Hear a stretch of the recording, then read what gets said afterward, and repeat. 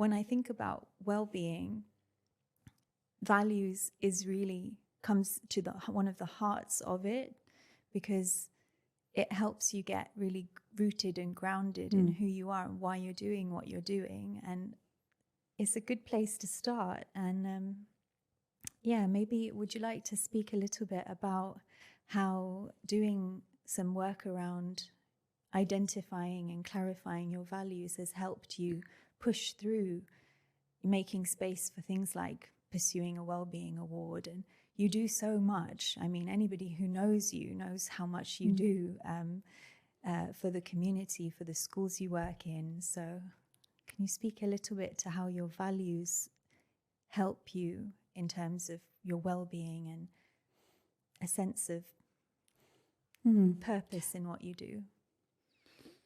I think I'd first of all want to say that, you know, it's never too late to start.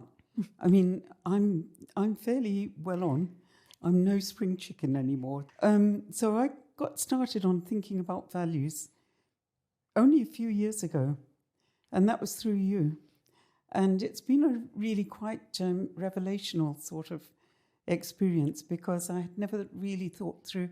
I think you have in your own deep being, you know what your values are, you know what your skills are and the things that you're good at, but you know what your values are, and yet you don't define them. So defining them and getting to 4 main core values really does help, because over these last years since I've been doing it, I have found that the 4 values that I identify, and I do tend to do it every year, because we do annual, it, yes, as a planning, a review of setting, who we are and what we're going to be doing. And they change very slightly, but I think it's not the core value that changes. It's more to do with the environment and the way that value is going to be utilized, almost. That value is going to be expressed. And how you define it. Yeah. Yes. So, for instance, what are yours? Are you willing to share? Well, I might share 2 of them. So just for context, when we talk about values, like I'm obviously talking about this, there's this workshop you distill down after a series of things you do, you distill yourself down to 4 words that you choose and you define, and these really make you up, kind of like fire, water, what is earth, air. For the earth, I think it's amazing to have a sense of who you are for yourself. So you want to share? You know what mine are, don't you? I think I do.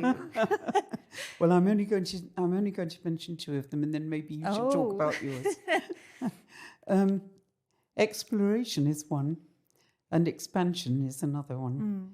And both of those have been very meaningful for me this year. And to some extent, exploration has been great, because this year I've explored all sorts of new things. We've been to new places. We've been to Chitral over the summer. Yeah. And that was an amazing experience. Bosnia last year. And we went to Bosnia, and we've been exploring even in the Dubai area and the area around there. So I feel as though I've done quite a lot of exploring, but not even physically as well. I've explored so many books, so many different types of books, and things that I wouldn't have even thought of reading a while back. Yeah. I've explored history. I've explored ideas, things like a book that my son gave me actually for my birthday called Blink. Oh, yes. Which was actually fascinating because it's about the gut instinct that we respond to situations with. Yeah. And some of the ideas around that have been quite revolutionary for me as well. And lots of other things like that. So exploration has been a big thing. Yeah. And it's a very deep value for me. I feel I want to continue to explore. Yes. And expansion. I feel as though some of my expansion this year has been a bit of a mistake, and I won't go into all of that, because sometimes you think that you're going to expand and actually, But then things like the Wellbeing Award, if that you was hadn't certainly been an expansion. clear about, yes, like this, is a part of you. Like you like doing things that expand you, that grow you, that, you know, this is a part of, yes, it's really different very from much, exploration. yeah. It's making you grow as a person. Yeah. And so, certainly I've found that this year. Yeah. In many ways, I feel as though I've expanded my me as a person and my knowledge.